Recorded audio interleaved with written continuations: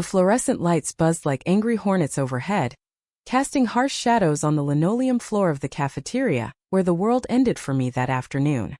A half-eaten apple rolled lazily from my tray, coming to rest against the toe of Samara's scuffed sneaker as her laughter sliced through the chatter like a knife through butter. "Freak," she spat, her voice dripping with the kind of venom only a queen bee could muster, and in that one word, the entire room tilted, pulling me under into a sea of snickers and averted eyes. I remember the sting of her tray slamming into mine, the splatter of mystery meat and lukewarm mashed potatoes arcing through the air like some grotesque confetti, marking me as the outsider in this sun-drenched corner of Spain.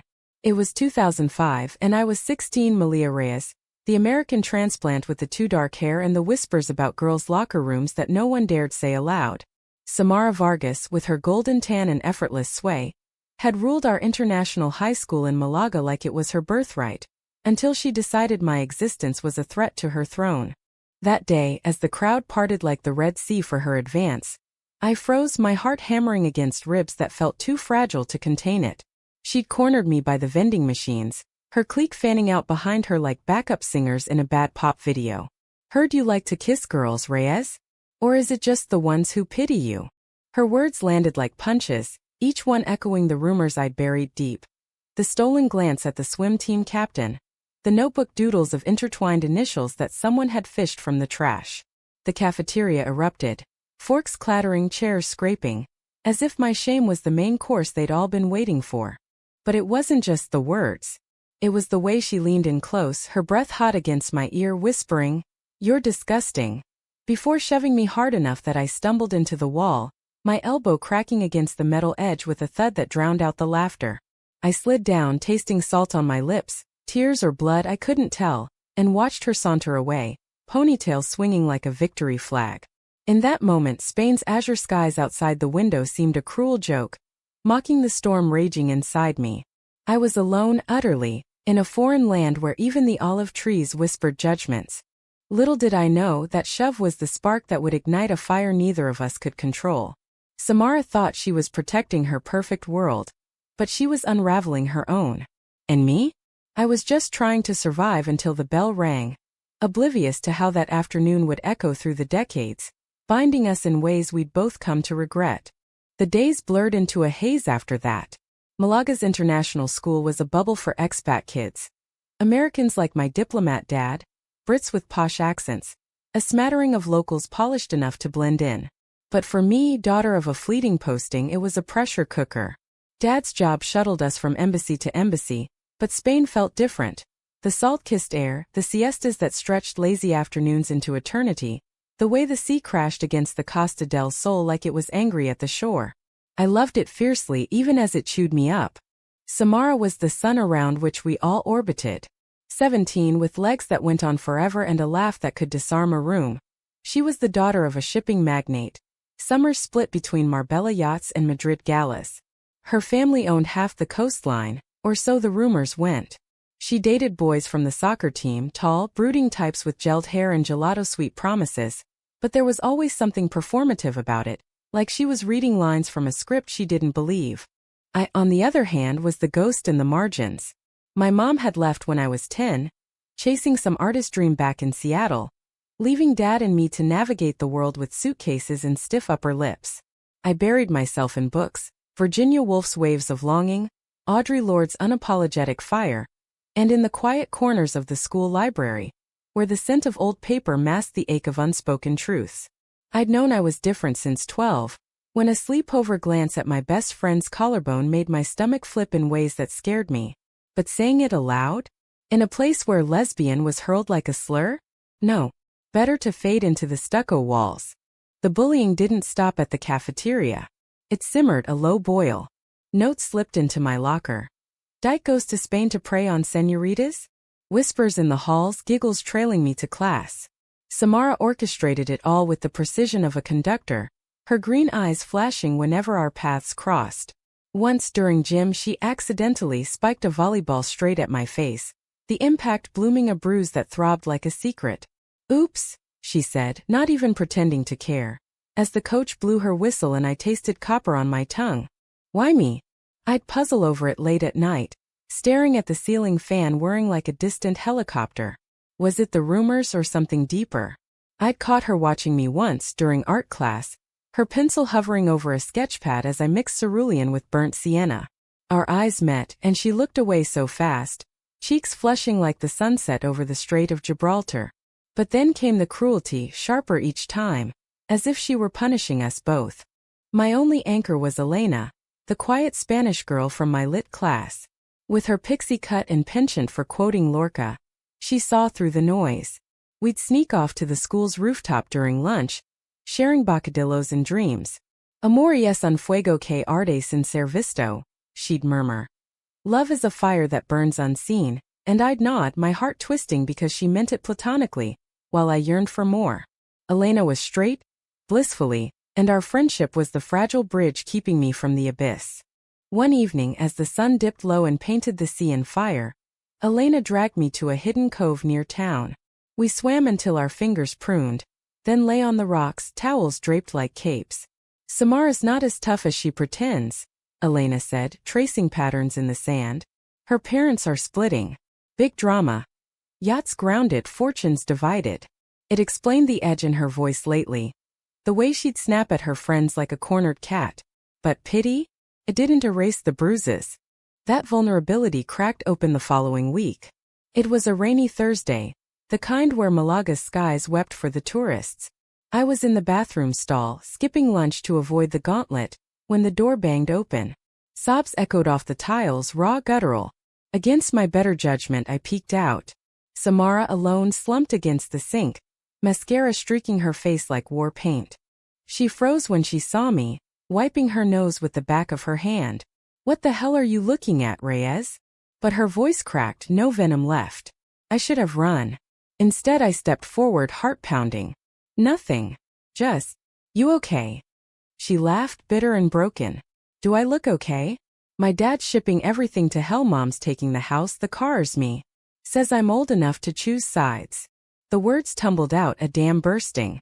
For once, the queen bee was just a girl unraveling. I handed her a crumpled tissue from my pocket.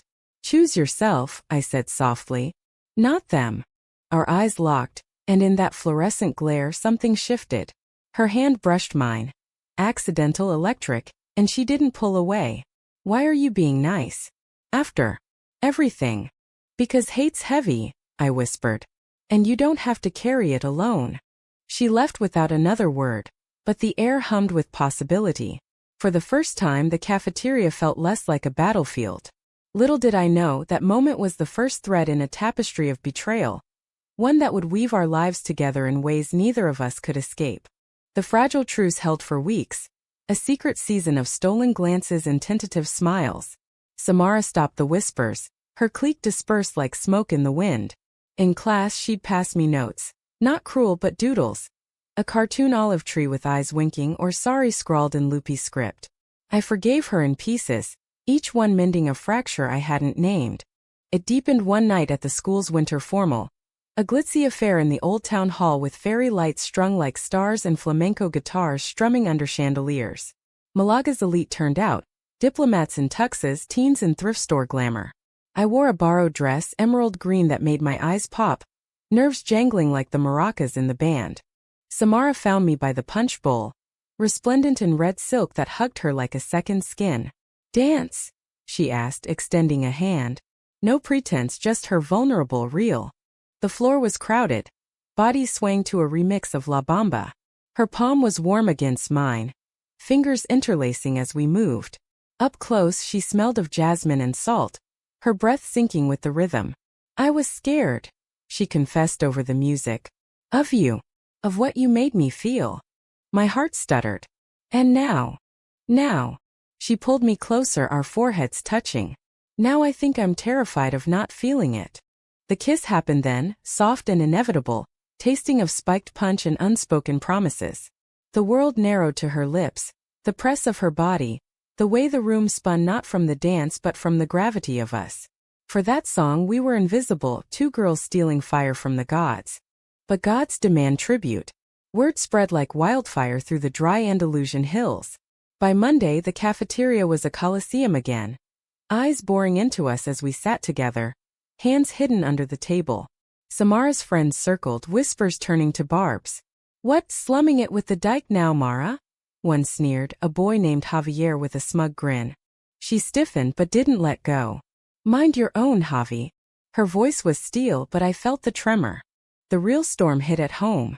Her father, a bull of a man with a temper like the bullring, caught wind from the school grapevine. He stormed the principal's office, demanding counseling for his confused daughter. Samara came to me that afternoon, eyes red-rimmed, a duffel bag slung over her shoulder. "He's sending me to boarding school in Switzerland. Says it'll straighten me out. Mom's too broken to fight him." We met in my room, the sea breeze rattling the shutters. She collapsed onto my bed, head in my lap. "I love you, Malia. God, I do. But this, it's killing me." I stroked her hair, tears pricking. "Then fight. For us." She looked up, green eyes fierce. "I will. Promise." But promises are paper in a gale. 2 days later, betrayal bloomed like a bruise. I arrived at school to find Samara at the center of the cafeteria, Javier's arm around her waist, her laughter ringing false as she recounted, that stupid phase with the weirdo American. The notes, the kiss, erased. She met my gaze once, a flicker of apology drowned in shame, then looked away. The shove this time was metaphorical, but it floored me. I ran to the bathroom, retching into the sink, the mirror reflecting a girl shattered into shards. Elena found me there, holding my hair back. "She didn't mean it," she soothed. "Her dad's threats, it's survival." Survival. The word curdled in my gut. I'd bared my soul, and she'd weaponized it for cover. The bullying reignited, fiercer now, laced with her fingerprints. "Samara says you're obsessed." They taunt, passing Polaroids of us dancing, defaced with devil horns and slurs. Graduation came like a mercy killing. Dad's posting ended. We packed for DC. Samara cornered me by the gates one last time, rain slicking her hair. "Forgive me," she begged, voice breaking. "I had to. For her, for my mom. But you're the only real thing I've known." I walked away, the Atlantic waiting to swallow the distance between us. Spain faded, but the scar didn't. I rebuilt in America. College at NYU, a degree in hospitality, a string of quiet loves that never quite filled the hollow. Restaurants became my refuge, first a bistro in Brooklyn, then on a whim back across the ocean. At 35 I owned Mar y Sol, a seaside spot in Malaga, where paella steamed with saffron dreams and the waves sang lullabies. Life was steady. A cat named Wolf, friends who knew my edges without flinching, the occasional date that sparked but never blazed. I'd forgiven Samara in therapy sessions, chalking it up to youth's cruelty, until the door chimed one autumn evening, and in walked a ghost with a child in tow. The bell above the door tinkled like a hesitant apology, pulling me from the kitchen where garlic and thyme danced in the air. It was a slow Tuesday, the kind where locals nurse cortados and tourists snapped pics of the sunset bleeding into the sea. I wiped my hands on my apron, glancing up, and froze. Samara Vargas, older now, lines etched around her eyes like maps of lost highways, stood there clutching a girl's hand. The child, maybe 9 or 10, had wild auburn curls and a backpack slung low. Her face pale with the kind of hunger that gnaws deeper than the stomach. "Malia," Samara breathed, as if saying my name summoned a specter. Her voice was rougher, worn by years, but those green eyes, still sharp, still haunted, locked onto mine. She looked smaller somehow, the shipping heiress reduced to faded jeans and a threadbare sweater, no trace of the red silk glamour. I forced a smile, professional armor snapping into place. "Table for two? Right this way." My pulse thrummed, but I led them to a corner booth, the one with the best view of the lighthouse blinking like a weary sentinel. The girl slid in, eyes wide at the menu, fingers tracing the laminated edges as if it were a treasure map. Samara hesitated, then sat. We shouldn't impose. Just passing through." But the girl, her daughter, it hit me like a rogue wave, tugged her sleeve. "Mommy, can we? Please. It smells like heaven." Samara's shoulders sagged. "One paella then. For her. Whatever she wants." She glanced at me, a plea in her gaze. "On me, if you have the bill handy." I nodded, throat tight, and retreated to the kitchen. As the rice simmered, memories flooded. That kiss under the lights, the sting of her denial, the way she'd looked back as I boarded the plane. What cruel joke was fate playing now? The food emerged steaming, saffron threads weaving gold through shrimp and mussels. The girl dove in, moaning with delight. This is the best ever. Thank you, miss. Call me Malia, I said, sliding into the booth across from them. Up close, the resemblance was uncanny. The curl of her lashes, the tilt of her smile. What's your name, kiddo? Lila, she said around a mouthful, then blushed. Sorry. Mommy says manners. Samara watched her eat, a soft ache in her expression. It's been tough. Divorced last year. Ex took the business, left us with scraps. We're crashing with my sister in Marbella, job hunting. Thought I'd show Lila the old spots, you know? Nostalgia. Nostalgia. The word hung heavy, laced with our shared ghosts. I poured her a glass of Albarino, crisp and forgiving. How's life treating you otherwise? She sipped, eyes distant. Like a bull in the ring. But Lila. She's my matador. A pause, then quieter. I followed you online. Saw the restaurant opening. Thought about reaching out 100 times. I leaned back, the vinyl booth creaking. Why didn't you? Fear. Simple, stark. Of what I'd find. Of you hating me. The air thickened, the seas murmur outside a distant chorus. Lila chattered about school. Drawing classes, a pet hamster named Chorizo. Oblivious to the undercurrent. I laughed, genuine, and for a sliver of time it was easy. Like old friends catching up over tapas. But as plates cleared, the bill unspoken, Samara's facade cracked. Malia, about back then. I need to. Mommy, ice cream? Lila interrupted, eyes pleading. I stood.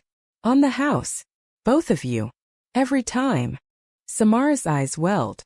You don't have to. I want to. And I did. For the girl, innocent in our wreckage.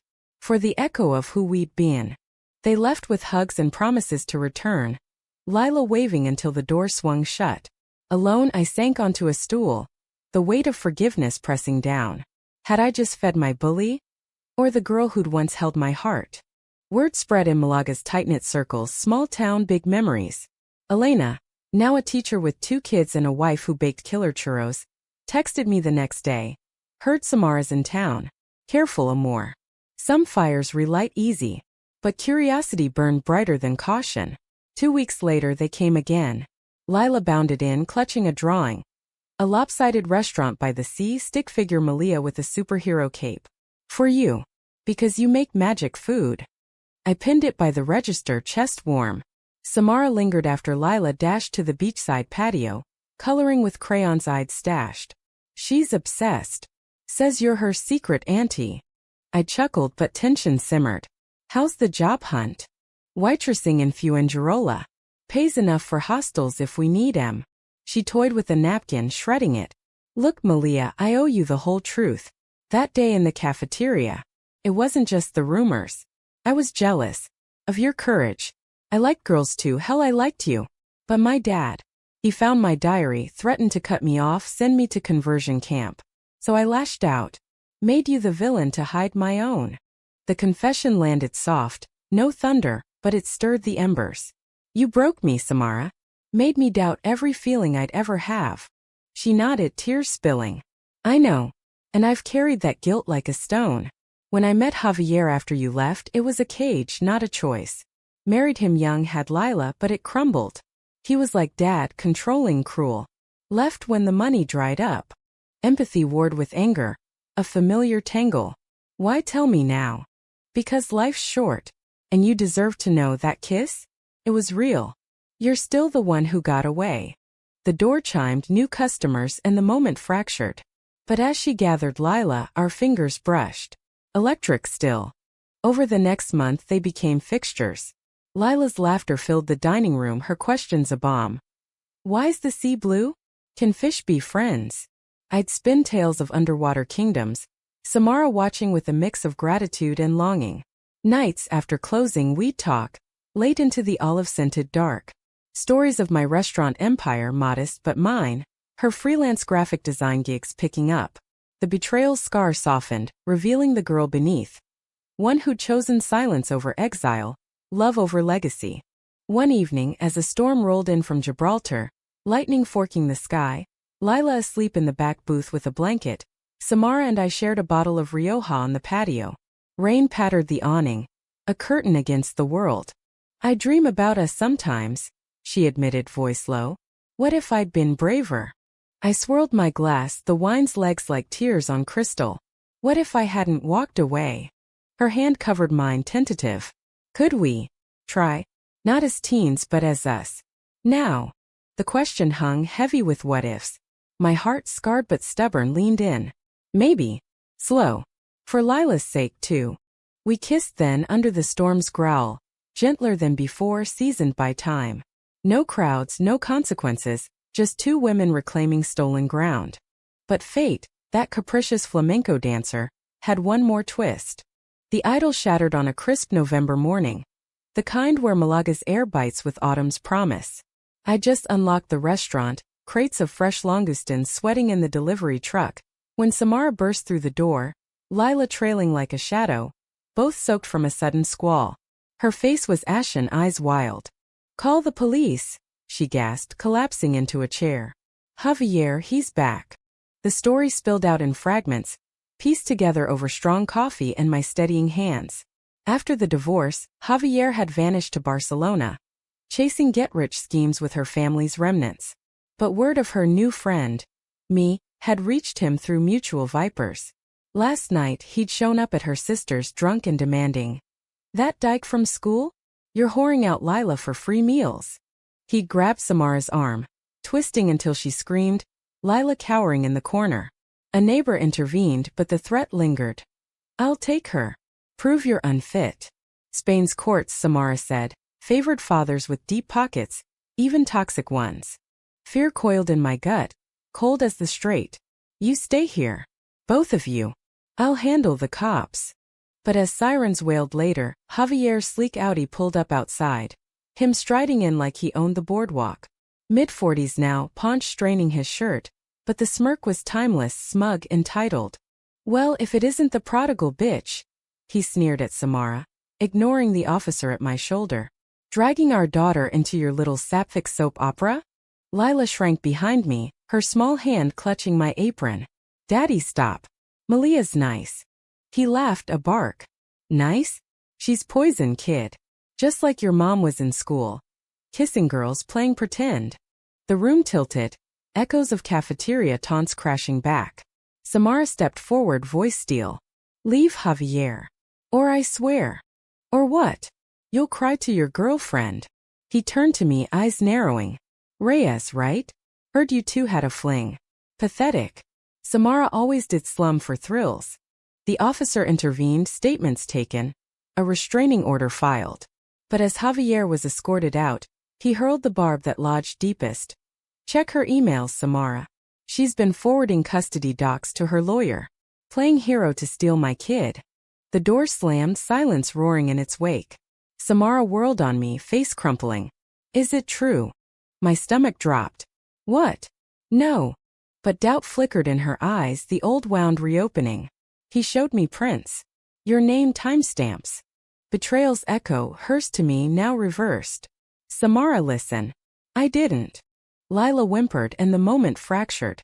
That night they didn't stay. Samara packed a bag, murmuring apologies, her trust a fragile thing shattered anew. I need space. To think. She vanished into the rain-slicked streets, leaving the restaurant hollow. Elena arrived at dawn, bearing churros and counsel. Javier's a liar, always was. But Samara's scared. Give her time. Time. The thief that had stolen our youth, now pilfering our fragile now. I threw myself into work. Menus revamped, suppliers haggled. The sea's rhythm my only confessor. Dreams turned turbulent. Cafeteria shoves morphing into courtroom gavels. Samara's face blurring with accusation. A week crawled by, then two. Lila's drawing mocked me from the wall. Her cape wearing auntie a fraud. Then a package, no return address, but I knew. Inside a thumb drive and a note. Proof. Forgive me again? S. The files were damning. Emails from Javier's lawyer. Forged with my name. Timestamps manipulated like a cheap magic trick. He'd hacked an old account or bribed someone. The metadata screamed fake. Relief washed over me, chased by fury. But more. A letter, Samara's looping script spilling regrets. I believed him because I feared losing you twice. Stupid scared girl again. But Lila asks for you every night. Come find us? Casa del Mar, room 12. If you want. The address was a budget inn on the edge of town, neon flickering like a headache. I drove through twilight, heart hammering, the road winding like our history. Knocking on the peeling door, I half expected ghosts. Samara opened, hair tousled, eyes puffy. Lila launched into my arms, burying her face in my neck. Auntie Malia. Mommy cried a lot. We sat on the sagging bed, the room smelling of instant noodles and salt. Samara handed me tea, hands shaking. I confronted him. Police have the originals now, real evidence of his forgery. But Malia, I betrayed you again. Pushed you away on his word. I took her hand, the warmth grounding. We both have ghosts. But we're not them anymore. Tears came then, hers and mine, mingling as Lila dozed between us. What now? She whispered. Now? We fight. Together. For her. For us. The climax crested the following month. In a sterile Madrid courtroom far from Malaga's embrace. Javier's suit was crisp, his lawyer a shark in pinstripes, arguing Samara's lifestyle made her unfit. Subtle digs at our friendship. Whispers of old scandals dredged up. He greased palms, painted himself the stable provider. Lila a pawn in his redemption play. I testified first, voice steady as the judge's gavel. I've known Samara since we were kids. She's the strongest woman I know, fierce, loving. Lila thrives with her. Javier? He's the storm, not the shelter. Samara followed, unflinching. Tales of bruises hidden under long sleeves. Nights Lila learned to duck. I left for her safety. He wants control, not custody. The air crackled, tension thick as fog off the bay. Javier's cross-exam sneered. And your preferences? Exposing our daughter to that. Samara met his gaze. My love for Malia is honest. Something you never understood. The judge, a stern woman with silver hair and kind eyes, deliberated briefly. Custody to the mother full. Restraining order permanent. Mr. Vargas, your manipulations end here. Relief crashed like waves on the rocks. Outside, under a rare snow flurry, Madrid's winter gift. We embraced, Lila giggling as flakes caught in her curls. We won, Mommy. We did. Samara breathed, pulling me close. No kiss, not yet, the road ahead winding, but the promise hummed. Back in Malaga, life stitched itself anew. Samara rented a flat above a bakery. Cinnamon waking us mornings. Lila enrolled in school, her drawings now adorning our fridge. Families of 3 stick figures hand in hand by the sea. My restaurant boomed. Auntie Malia's a local legend. Free meals for those in need, a quiet vow. But harmony's a dance, steps learned through stumbles. One night, as paella bubbled and Lila practiced multiplication at the bar, Samara pulled me aside. I love you, she said, simple as breathing. Not as redemption. As truth. I cupped her face, thumbs tracing the lines time had gifted. I love you too. Scars and all. Our kiss was unhurried. The world fading to the sizzle of onions and Lila's off-key humming. No queens or ghosts, just us, flawed, fierce, finally free. Yet the drama lingered in shadows. Javier's appeals dragged. Anonymous calls hissing threats. Elena warned of old classmates stirring pots. Malaga's gossip mill grinding slow but relentless.